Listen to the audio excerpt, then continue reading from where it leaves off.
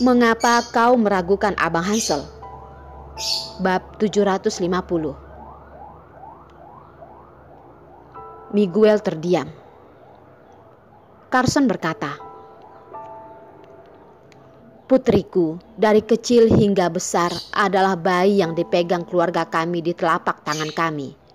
Aku tidak pernah sedikit pun berselisih. Yang harus kau lakukan bukanlah mengecewakannya, tetapi memperlakukannya seperti kami memperlakukan dia.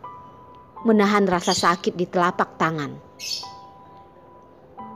Di hadapan orang asing, kecuali untuk pekerjaan, ini adalah pertama kalinya Carson mengatakan banyak hal dalam hidupnya. Meskipun sulit bagi orang luar untuk memanjakan Orilla seperti anggota keluarga, jika tidak bisa melakukan ini, Carson tidak akan pernah menyerahkan putrinya. Miguel tahu betul apa yang diinginkan Carson, tetapi masih tidak bisa mengatakannya. Hati Miguel sangat jelas. Dalam kehidupan ini, Miguel harus melakukan lebih dari sekedar mengecewakan Orilla.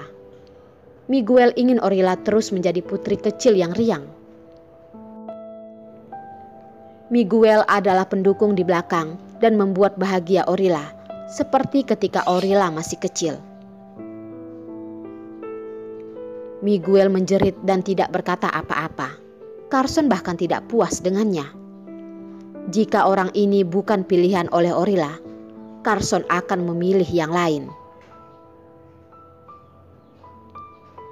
Tuan Presiden, Anda adalah penguasa suatu negara. Keluarga Tanjaya mungkin tidak memiliki kekuatan Anda. Tetapi nona keluarga kami juga adalah anak yang kita semua cintai. Jika Anda tidak dapat 100% didedikasikan kepadanya atau memiliki motif tersembunyi, maka keluarga Tanjaya tidak akan pernah sopan kepada Anda. Ya, dulu ada seorang anak yang tidak tahu bagaimana menjadi baik terhadap putri keluarga Tanjaya dan ingin memenangkan hati wanita, sehingga Esses dapat membantu mereka. Tetapi, apakah ada hasilnya? Henry sekali lagi berbicara. Miguel adalah presiden suatu negara, tapi baru saja berada di posisi itu, masih ada banyak orang yang menentangnya. Dapat dikatakan bahwa Miguel sekarang dalam kesulitan. Jika Miguel sedikit ceroboh, mungkin terlibat dalam peristiwa besar oleh oposisi. Keluarga Tanjaya mengatakan bahwa mereka mungkin tidak memiliki kekuatan. Tetapi Carson telah menjadi raja bisnis yang solid selama beberapa dekade. Di dunia bisnis, tidak ada yang menjadi lawan Carson. Kata-kata Henry tampaknya sangat menyakitkan, seperti ujung pisau, dan pisau itu menusuk tepat di perasaan.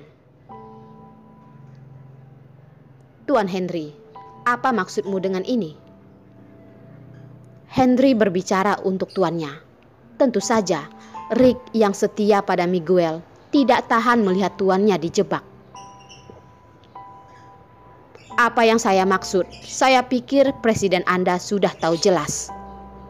Henry menambahkan. Kau ingin mengatakan bahwa presiden kita sedang mencoba menggunakan bantuan keluarga Tanjayamu? Omong kosong. Memikirkan tuannya sebagai seorang presiden dan merasa jengkel dengan tindak lanjut keluarga Tanjaya, Rick sangat marah. Rick, mundur. Miguel berteriak dengan dingin. Tuan Presiden, Rick masih ingin mengatakan sesuatu, tetapi ketika melihat mata tajam Miguel, dia harus berhenti. Ketika Rick pergi, Miguel menatap Carson, dan Carson tampak dingin dan sepertinya menunggu Miguel untuk memberikan pidato. Tuan Carson, saya tidak pernah berpikir untuk mendapatkan bantuan lain dari seorang gadis. Saya hanya tahu bahwa itu adalah gadis yang ingin saya lindungi dalam hidup saya. Saya masih memiliki sesuatu untuk dilakukan, dan saya tersesat. Dalam ucapan ini, Miguel mengatakan hal itu dengan sangat berat. dan suaranya terdengar kecil. Melihat ke Carson untuk berbalik dan berjalan pergi. Miguel tidak berani mengakui bahwa Orilla berhutang pada Miguel. Tetapi Miguel tidak berpikir bahwa ingin menggunakan Orilla. Selama bertahun-tahun, Miguel memperhatikan setiap gerakan Orilla dan bahkan mengirim seseorang ke sisi Orilla untuk mendekatinya. Tetapi hanya ingin mengetahui berita tentang Orilla dan ingin tahu bahwa Orilla tumbuh dengan sehat. Direktur Carson, Henry telah bersama Carson selama bertahun-tahun. Ini adalah orang pertama yang berani bersumpah di depan Carson dan pergi. Biarkan dia pergi. Carson melambaikan tangannya dan ada senyum tipis di bibirnya. Apa yang ingin dia lihat adalah seorang pemuda dengan tulang, darah, dan ingin melindungi putrinya. Ya, Henry pun menutup mulutnya. Sebastian, bagaimana menurutmu dengan yang disebut Miguel? Apakah layak untuk keluarga kita? Carson tiba-tiba menoleh dan memandang Sebastian yang telah duduk di sebelahnya dan tidak pernah berkata. Sebastian adalah putra angkat keluarga Tanjaya. Sebastian telah mendapatkan kepercayaan dari Carson selama bertahun-tahun. Sebastian tidak dapat dipisahkan dari karakter yang tidak pernah membingungkan dan berhati-hati.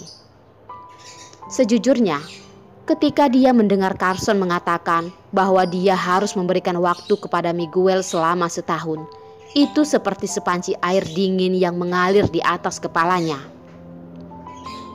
Berikan hak untuk meluangkan waktu untuk berurusan dengan hal-hal, yaitu Carson memberikan perhatian kepada Miguel untuk bersama Orilla. Miguel punya kesempatan. Lalu, bagaimana dengan Sebastian? Apakah tidak akan pernah ada kesempatan? Ayah, jujur saja, aku tidak tahu banyak tentang ini. Aku tidak tahu apakah dia bisa menyamai kita. Tapi aku percaya, ayah, visimu, Miguel bisa melewatimu. Itu harus dilakukan. Pernyataan Sebastian juga berarti bahwa dia tidak mengatakannya atau mendorong pertanyaan kembali ke Carson. Mungkin ibumu benar. Perasaan anak-anak harus ditangani oleh anak-anak itu sendiri. Ketika sampai pada ini, Carson berhenti dan berkata lagi. Kau adalah saudara Orilla. Kemudian, kau harus membantunya untuk melihat Miguel. Ya ayah, aku mengerti. Sebastian mengangguk. Hal-hal lain Sebastian sangat bersedia membantu Orilla.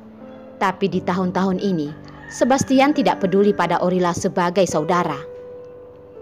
Sekarang tumbuh dan ingin Sebastian membantu pengamatan. Ini adalah pertama kalinya Sebastian membenci identitasnya sebagai keluarga Tanjaya. Jika Sebastian bukan anak angkat keluarga Tanjaya, apakah dia memiliki hak untuk mengejarnya seperti pria lain? Malam semakin gelap, angin lebih besar, dan suhunya turun. Carson keluar dari clubhouse dan tidak pernah berharap untuk melihat sosok ramping dan langsing putrinya. Orilla hanya mengenakan kaos tipis dan celana denim dan berdiri di bawah angin dingin menatapnya dengan keluhan. Kenapa kau? Carson secara naluriah ingin melepas mantelnya dan memberinya kepada putrinya. Ketika Orilla pergi, sadar bahwa tidak mengenakan jaket. Orilla tidak menjawab, hanya menatapnya dengan tenang. Henry, nyalakan pemanasnya. Memerintahkan Henry, Carson ingin membawa Orilla ke mobil. Tetapi Orilla menghindari tangan yang dia ulurkan. Orilla menghisap hidung yang dingin dan merah dan berkata, Ayah, apakah kau ingat apa yang kau katakan kepadaku? Tentu saja, kita harus pergi ke mobil dulu. Carson sudah tahu mengapa Orilla muncul di sini. Sebelum dia keluar, dia secara khusus menghindarinya. Bagaimana dia bisa lari? Ayah, ketika aku masih kecil, aku tidak ingat dengan jelas. Tetapi aku selalu ingat bahwa ketika aku dibawa pergi oleh orang-orang jahat, Abang Hansel selalu menyelamatkanku. Kemudian Orilla tiba-tiba meneteskan air mata dan menyeka air matanya. Lalu lanjut berkata, "Aku ingat, Abang Hansel mengatakan bahwa dia akan melindungi aku seumur hidup. Mungkin di mata orang dewasa, ini adalah kata-kata menipu anak-anak. Tetapi kata-kata ini telah tertanam dalam hatiku. Jika Abang Hansel itu baik pada Orilla karena memiliki motif tersembunyi dan ingin meminjam kekuatan keluarga Tanjaya, lalu mengapa tidak pergi pada Orilla sebelum mencalonkan diri sebagai presiden? Abang Hansel menemui begitu banyak rintangan sebelum mencalonkan diri sebagai presiden, dan bahkan hampir dibunuh oleh oposisi, tetapi tidak pergi kepada Orilla.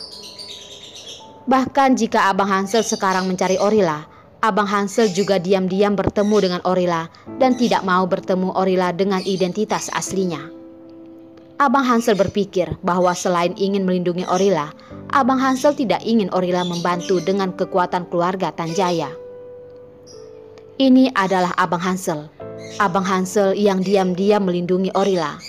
Karena Orilla hampir kehilangan nyawanya, mengapa ayah tersayang meragukan Abang Hanselnya?